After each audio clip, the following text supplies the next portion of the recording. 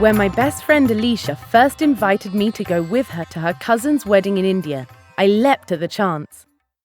A wedding is very important to Hindus because it signifies the marriage of two families, not just a couple. It sounded so exotic, and I wanted to see it for myself.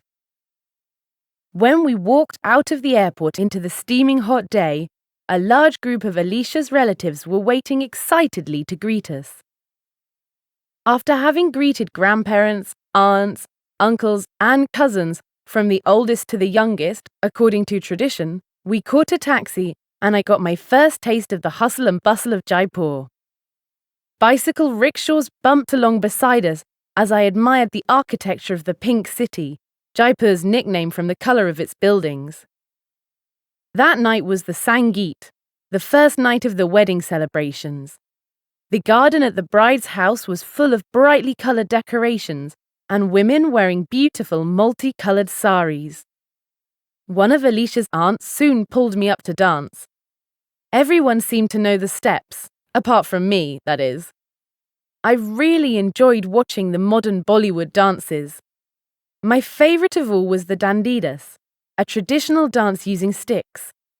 In the past, this party used to last for about 10 days. The following afternoon it was the Mendi party.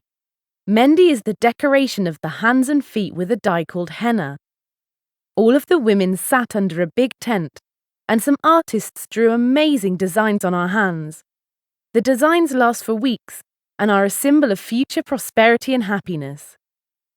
Later, Alicia and her relatives taught me some dance steps for the wedding ceremony the following day.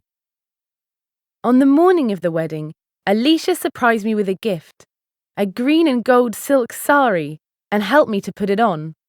At first I felt a bit awkward, but soon I realised it was very comfortable to wear. The groom arrived wearing white and riding a white horse with a marching band closely following him. It was a spectacular entrance, but it was nothing compared to the bride. She was wearing a magnificent sari of red and gold velvet with stunning gold jewellery. Then, the bride and groom sat under a mandap, a decorated tent with a small fire in the middle.